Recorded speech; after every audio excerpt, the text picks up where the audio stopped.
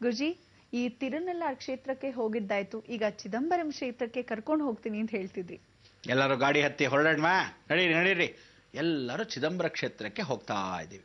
ಈ ಚಿದಂಬರ ಕ್ಷೇತ್ರಕ್ಕೆ ಹೋದ ತಕ್ಷಣ ಚಿದಂಬರ, ಚಿ ಅಂದ್ರೆ ಸದ್ಯದಲ್ಲೇ, ಅಂದ್ರೆ ದಿಗಂಬರ, ಪರಮೇಶ್ವರನು ನಿರ್ವಾಣ ಸ್ವರೂಪದಲ್ಲಿರೋ ಎರಡು ಏಕಾಗ್ರತೆಯಿಂದ ಆಕಾಶಲಿಂಗನಾಗಿರ್ತಕ್ಕಂಥ ಪಂಚಭೂತದಲ್ಲೂ ಆಕಾಶ ಮಾರ್ಗದಲ್ಲಿ ಆಕಾಶಲಿಂಗ ಅನ್ಸ್ಕೊಂಡಿರೋ ಸರ್ವಂ ಜಗದೀಶ್ವರ. ಎರಡೇ ಕಡೆ, ಒಂದು ಉಜ್ಜಯಿನಿ ಮಹಾಕಾಳೇಶ್ವರ, ಅಲ್ಲೂ ದಿಗಂಬರೇಶ್ವರ, ಚಿದಂಬರೇಶ್ವರ, ಅಲ್ಲಿ ದಿಗಂಬರನಾಗಿರ್ತಕ್ಕಂಥ ಪರಮೇಶ್ವರ, ಶಿವನಾಟ್ಯವನ್ನಾಡ್ತಕ್ಕಂಥ ನಟರಾಜ.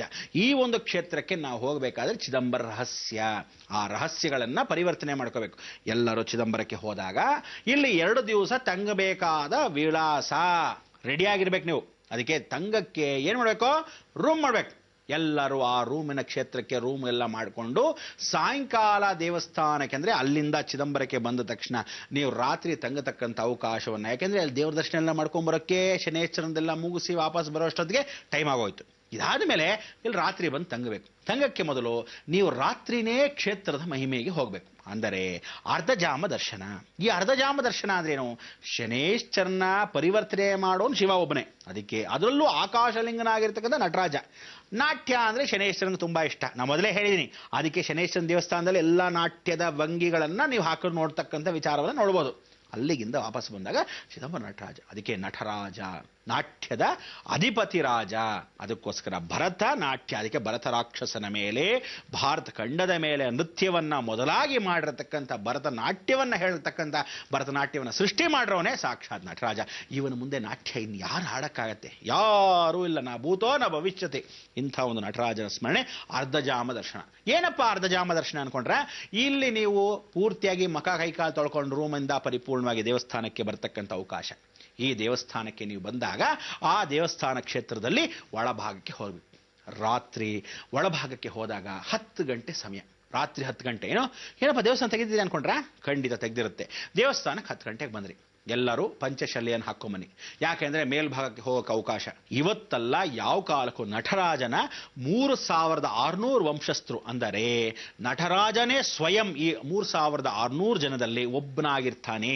ಇಲ್ಲಿ ಶಿಖ ಕುಡುಮುಡಿ ಅಂದ್ರೆ ಮುಡಿಯಾಗಿರ್ತಕ್ಕಂಥ ಅನುಗ್ರಹ, ಅಂದ್ರೆ ನಟರಾಜನಿಗೆ ಮೇಲ್ಗಡೆ ಶಿಕೆಯಲ್ಲ, ಪಕ್ಕದಲ್ಲಿ ಶಿಕೆಯನ್ನು ಹಾಕೊಂಡಿರ್ತಕ್ಕಂಥ ನಟರಾಜನು ಇಲ್ಲಿ ವಿಶೇಷ. ಅದಕ್ಕೆ ಇವರನ್ನೆಲ್ಲ ದೀಕ್ಷಿತರ್ ಅಂತ ಕರೀತಾರೆ. ಈ ಮಹಾಕ್ಷೇತ್ರದಲ್ಲಿ ಅರ್ಧಜಾಮ ದರ್ಶನ ಅಂದ್ರೆ ಪಾರ್ವತಿ ಬೆಡ್ರೂಮ್ಗೆ ಪರಮೇಶ್ವರನ್ ಹೋಗ್ತಾ ಇದ್ದಾನೆ. ಅಂದರೆ ರಾತ್ರಿಯೆಲ್ಲ ನಮ್ಮ ಕಷ್ಟಗಳನ್ನ ಅವರಿಬ್ಬರು ಮಾತಾಡ್ಕೊಂತಾರೆ. ಅದರಿಂದ ರಾತ್ರಿ ತಂಗಬೇಕು. ಯಾಕಲ್ಲಿ ತಂಗಬೇಕು ಅಂದ್ರೆ, ನೀವು ರಾತ್ರಿ ತಗೊಂಡಿರ್ತಕ್ಕಂಥ ಫಲದಲ್ಲಿ ಅಪ್ಲಿಕೇಶನ್ ಹಾಕಬೇಕು. ಏನು ಅಪ್ಲಿಕೇಶನ್ ಹಾಕಬೇಕು ಅನ್ನೋದು ನಾಳೆ ತಿಳಿಸ್ಕೊಡ್ತೀನಿ. ಅದಕ್ಕೆ ಇವತ್ತೇ ನೀವೇನು ಮಾಡಬೇಕು? ಇವತ್ತಿನ ದಿವಸ ಆಗಿರ್ತಕ್ಕಂಥ ಅನುಗ್ರಹ, ದಶಲಕ್ಷ ವೈಭವವಾಗಿರ್ತಕ್ಕಂಥ ಅಮೃತ ಅನುಗ್ರಹವನ್ನು ಕೊಡ್ತಕ್ಕಂಥ ಆಭರಣ ಮೃತ್ಯು ಸಪ್ತಮಿ. ಆಭರಣ ಮೃತ್ಯು ಸಪ್ತಮಿ ಅಂದ್ರೇನು? ನಿಜವಾದ ದಿನದಲ್ಲಿ ಇವತ್ತಿನ ದಿವಸ ಮಾರ್ಕಂಡೇಯ ಪುರಾಣದಲ್ಲಿ ಬರೆದಿರ್ತಕ್ಕಂಥದ್ದು. ಎಲ್ಲ ಮೃತ್ಯುಗೆ ಅಧಿದೇವತೆ ಆಗಿರ್ತಕ್ಕಂಥ ಮೃತ್ಯುಂಜಯನ ಸ್ಮರಣೆ ಮಾಡಿಕೊಳ್ಳೋ ದಿನ ಅಂತೆ. ಆ ಮೃತ್ಯು ದೇವತೆ ಆಗಿರ್ತಕ್ಕಂಥ ಮೃತ್ಯುನ ಜಯ ಅಂದ್ರೆ ಯಮಧರ್ಮರಾಜ ಕೈ ಜೋಡಿಸಿ ನಿಂತಿರ್ತಾನೆ. ಅದಕ್ಕೆ ಅವನ್ನ ಕಾಳ ಸಂಹಾರ ಮೂರ್ತಿ, ಕಾಲವನ್ನ ಸಂಹರಿಸ್ತಕ್ಕಂಥವನು ಕಾಲ ಸಂಹಾರ ಮೂರ್ತಿ, ಯಮನನ್ನ ಜಾಡಿಸಿ ಒದ್ದಿರೋನು. ಮಾರ್ಕಂಡೇಯ ಪುರಾಣದಲ್ಲಿ ಬರೆದಿರ್ತಕ್ಕಂಥ ಇತಿಹಾಸ. ಆ ಸ್ಮರಣೆ ಮಾಡ್ಕೋಬೇಕು. ಇಂಥ ಒಂದು ಸ್ಮರಣೆಯನ್ನ ಮಾಡ್ಕೊಳ್ಳೋ ಈ ದಿನ ನೀವೆಲ್ಲ ದಯವಿಟ್ಟು ಇವತ್ತಿನ ದಿವಸ ಸಂಜೆಯಿಂದಾನೆ ಮೃತ್ಯುಂಜಯ ಜಪ ಮಾಡಿ. ಎಷ್ಟು ಜನದಲ್ಲಿ ಯಾರ್ಯಾರ ಮನೆಯಲ್ಲಿ ಎಲ್ಲಾ ಕಾಲಕ್ಕೂ ನಿಮ್ಮಲ್ಲಿರ್ತಕ್ಕಂಥ ಕಷ್ಟಗಳನ್ನ ಹೋಗ್ಲಾಡ್ಸಕ್ಕೆ, ಆ ಕಷ್ಟಗಳಿಗೆ ಬೆಡ್ರಿಡನ್ ಆಗಿರ್ತಕ್ಕಂಥವ್ರಿಗೆ, ಎಷ್ಟೋ ಜನಕ್ಕೆ ಸ್ಟ್ರೋಕ್ ಹೊಡೆದಿರೋರಿಗೆ, ದಯವಿಟ್ಟು ಎಲ್ಲರೂ ಆಸ್ಪತ್ರೆಗಳಲ್ಲಿ ಇರ್ತಕ್ಕಂಥವ್ರಿಗೆ, ಯಾವುದೇ ಕಾಲಕ್ಕೂ ICUಲಿ ಇರ್ತಕ್ಕಂಥವ್ರಿಗೆ, ಹಾರ್ಟ್ ಪ್ರಾಬ್ಲಮ್ ಇರ್ತಕ್ಕಂಥವ್ರಿಗೆ, ಬೆಡ್ ರಿಡನ್ ಆಗಿರ್ತಕ್ಕಂಥವ್ರಿಗೆ, ಬ್ರೈನ್ ಟ್ಯೂಮರ್ ಇರ್ತಕ್ಕಂಥವ್ರಿಗೆ, ಹುಚ್ಚ ಹಾಸ್ಪಿಟಲ್ ಇರ್ತಕ್ಕಂಥವ್ರಿಗೆ ಎಲ್ಲರಿಗೂ ಒಂದು ಸ್ಮರಣೆ ಆಗಲಿ. ಯಾಕೆಂದ್ರೆ ನೀವು ಮಾಡ್ತಾ ಇರೋದು ಈ ಸ್ಮರಣೆ ನಿಮ್ಗೋಸ್ಕರ, ನಮಗೋಸ್ಕರ ಅಂತಲ್ಲ, ಎಲ್ಲ ಲೋಕಕ್ಕೋಸ್ಕರ. ಎಷ್ಟೆಷ್ಟು ಜನ ಇದ್ದಾರೆ ಅಷ್ಟೂ ಜನಕ್ಕೆ ಆ ಸ್ಮರಣೆ. ನೀವೆಲ್ಲ ದಯವಿಟ್ಟು ಎಲ್ಲರಿಗೋಸ್ಕರ, ನಾವೆಲ್ಲರೂ ವಾಸವಾಗಿರ್ತಕ್ಕಂಥ ಈ ಒಳ್ಳೆಯ ಲೋಕದಲ್ಲಿ ಎಲ್ರಿಗೂ ಮೃತ್ಯು ಅಪಾರವನ್ನು ಮಾಡ್ತಕ್ಕಂಥ ಮೃತ್ಯುಂಜಯಗೆ ಪರಿವರ್ತನೆ. ಅದಕ್ಕೆ ಮೃತ್ಯುಂಜಯಾಯ ರುದ್ರಾಯ ನೀಲಕಂಠಾಯ ಶಂಭುವೇ ಅಮೃತೇಶಾಯ ಸರ್ವಾಯ ಶ್ರೀಮನ್ ಮಹಾದೇವಾಯ ತೇ ನಮಃ ಅಂತ ಅವನ ಸ್ಮರಣೆ ಮಾಡ್ಕೋಬೇಕು. ಅದಕ್ಕೆ ಅಂಥ ಒಂದು ಮೃತ್ಯುಂಜಯ ಸ್ಮರಣೆನ ಇವತ್ತಿನ ದಿವಸ 1 ಸಲಿಯಲ್ಲ 108 ಸಲಿ ಜಪವನ್ನು ದಯವಿಟ್ಟು ಲೋಕಕ್ಕೋಸ್ಕರ ಮಾಡ್ತೀರಾ ಅಂತ ಒಂದು ನಂಬಿಕೆ ಇಟ್ಕೊಂಡು ನೀವೆಲ್ಲರೂ ಈ ಒಂದು ಸಹಕಾರವನ್ನು ಮಾಡಿದ್ರೆ ಖಂಡಿತ ನಿಮ್ಮ ಮನೆಯಲ್ಲ, ನಿಮ್ಮ ವಂಶದಲ್ಲ, ನಿಮ್ಮ ಸ್ನೇಹಿತ ಬಲಗದಲ್ಲ, ನಮ್ಮಲ್ಲಿರ್ತಕ್ಕಂಥ ರಾಜ್ಯದಲ್ಲ, ದೇಶವಿಡೀ ಸುಭಿಕ್ಷವಾಗಿರಲಿ ಅಂತ ಭಗವಂತನ ಪ್ರಾರ್ಥನೆ ಮಾಡಬೇಕು. ಎಲ್ಲ ಕಡೆ ಅಘೋರ ಮೃತ್ಯು ಆಗ್ತಾ ಇದೆ. ಆ ಮೃತ್ಯುನ ತಡೆಯೋಕ್ಕಾಗೋದಿಲ್ಲ, ಆ ಭಗವಂತನ ಒಬ್ಬನ ಕೈಯಲ್ಲಿ ಸಾಧ್ಯ. ಅಂಥ ಒಂದು ಪರಮಾತ್ಮನ ಕೃಪಾ ಕಟಾಕ್ಷಕ್ಕೆ ನಾವು ಪಾತ್ರ ಆಗಬೇಕಂದ್ರೆ ನೀವೆಲ್ಲ ಸಹಕರಿಸಬೇಕು. ಎಲ್ಲರಿಗೂ ಒಳ್ಳೆ ಉದಾರ ಮನೋಭಾವ ಇರಬೇಕು. ಶತ್ರುಗಳಾಗಿದ್ರೂ ಸಹ ನರಳ್ತಾ ಇರ್ತಾರೆ. ಯಾಕೆಂದ್ರೆ ಆ ಶನೇಶ್ವರನು ಕರ್ಮದೇವತೆ ಜಾಡ್ಸು ಒದ್ದಿರ್ತಾನೆ.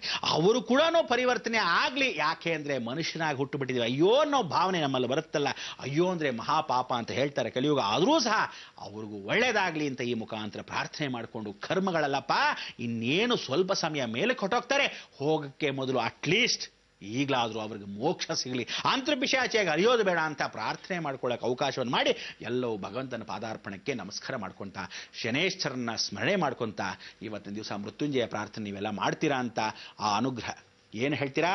ಮೃತ್ಯುಂಜಯಾಯ ರುದ್ರಾಯ ನೀಲಕಂಠಾಯ ಶಂಭುವೇ ಅಮೃತೇಶಾಯ ಸರ್ವಾಯ ಶ್ರೀಮನ್ಮಹಾದೇವಾಯ ಥೇ ನಮಃ.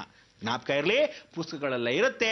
ಪ್ರತಿಯೊಬ್ಬರು 108 ಸಲ ಸ್ಮರಣೆ ಮಾಡಿ ಮಲ್ಕೊಳ್ಳಿ. ಬೆಳಗ್ಗೆ ನೋಡಿ ಎಷ್ಟು ರಿಸಲ್ಟ್ ಅಂದರೆ, ಹಾಸ್ಪಿಟಲ್ ಇದ್ದವರು ಮನೆಗೆ ವಾಪಸ್ ಬರ್ತಾರೋ, ಮನೇಲಿರ್ತಕ್ಕಂಥವ್ರು ಬೆಡ್ ರಿಡನ್ನು ಸರಿ ಹೋಗ್ತಾರೋ, ಎಲ್ಲವೂ ಅವನಿಗೆ ಬಿಟ್ಟಿದ್ದು. ಒದ್ದಾಡ್ತಾ ಇರೋರು ಈಗಲಾದರೂ ಕಾಪಾಡಬಹುದೇನೋ, ಸರಿಪಡಿಸ್ಬೋದೇನೋ ಅನ್ನೋ ಮಿರಾಕಲ್ ನಡೆಯುತ್ತೆ. ಏನಂತೀರಾ? ಅದಕ್ಕೆ ಇವತ್ತಿನ ದಿವಸದ ಸ್ಮರಣೆ ನಾವು ಮಾಡ್ಕೊಳ್ಳೋಣ. ಮಂಗಳವಾಗಿರತಕ್ಕಂಥ ಮಂಗಳ ಗ್ರಹ ನಿಮಗೆ ಅನುಗ್ರಹ ಆಗಲಿ. ನಾಳೆ ದಿವಸ ಅರ್ಧಶಾಮ ದರ್ಶನ ಏನು ತಿಳಿಸ್ಕೊಡ್ತೀನಿ. ಇನ್ನೂ ಬಹಳ ಕಥೆ ಇದೆ. ಏನಂತೀರಾ? ಲೋಕ ಸಮಸ್ತ ಸುಖಿನೋ ಭವಂತು, ಸನ್ಮಂಗಳಾನಿ ಭವಂತು. ಗುರುಜಿ, ಇವತ್ತು ಹೇಳಿದ್ರಿ ಮೃತ್ಯುಂಜಯನನ್ನ 108 ಬಾರಿ ಆದ್ರೂ ಜಪಿಸಲೇಬೇಕು ಇವತ್ತು ಅಂತ. ಒಂದು ಸೂಕ್ಷ್ಮ ವಿಷಯ ಏನ್ ಗಮನಿಸಬೇಕು ಅಂದ್ರೆ ಗುರುಜಿ, ಪ್ರತಿದಿನ ನೀವೇನಾದ್ರೂ ಒಂದು ವಿಶೇಷತೆ ಇದೆ ಆ ದೇವಸ್ಥಾನಕ್ಕೆ ಹೋಗಿ ಅಥವಾ ಈ ಜಪ ಮಾಡಿ ಅಂತ ಹೇಳ್ತಾನೆ ಇರ್ತೀರಾ. ಇದರ ಅರ್ಥ, ಮುಖ್ಯ ಧ್ಯೇಯ ಏನು ಅಂದ್ರೆ ನಾವು ಭಗವಂತ ಇಬ್ರು ಸಾಮೀಪ್ಯದಲ್ಲಿರ್ಬೇಕು ಅನ್ನೋ ಒಂದು ಧ್ಯೇಯೋದ್ದೇಶ ನಿಮ್ದು. ನಮ್ಮ ಈ ಕಾರ್ಯಕ್ರಮಕ್ಕೆ ಆಗಮಿಸಿ ಇಷ್ಟೆಲ್ಲ ಮಾಹಿತಿಯನ್ನ ನೀಡಿದ್ದಕ್ಕಾಗಿ ಧನ್ಯವಾದಗಳು ಗುರುಜಿ. ವೀಕ್ಷಕರೇ, ಸರಿ, ಹಾಗಾದ್ರೆ ಇನ್ನೂ ಸಾಕಷ್ಟು ವಿಚಾರವನ್ನ ಗುರುಜಿ ನಾಳೆ ಹೇಳ್ತಾರೆ. ಆದ್ರೆ ಬೃಹತ್ ಬ್ರಹ್ಮಾಂಡ ಕಾರ್ಯಕ್ರಮವನ್ನ ತಪ್ಪದೆ ವೀಕ್ಷಿಸಿ. ಸರಿಯಾಗಿ 9 ಗಂಟೆಗೆ ಭೇಟಿಯಾಗೋಣ. ಹೋಗಿ ಬರ್ತೀವಿ. ನಮಸ್ಕಾರ.